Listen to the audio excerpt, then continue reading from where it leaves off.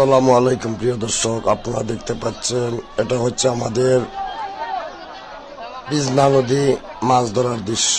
দেখেন, আজ বিজনা নদীতে প্রচুর পরিমাণে লোক মাছ ধরতে নেমেছে। দেখেন, কেউ জাল নিয়ে, কেউ পলো দিয়ে, কেউ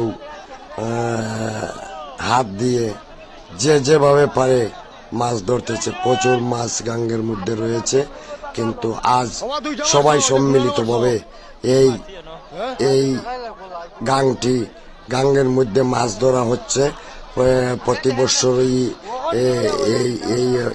এই অবস্থায় এমন দিনে বৎসরে একবার সব জনগণ গাংটি মেরে মাছ ধরতে পারে।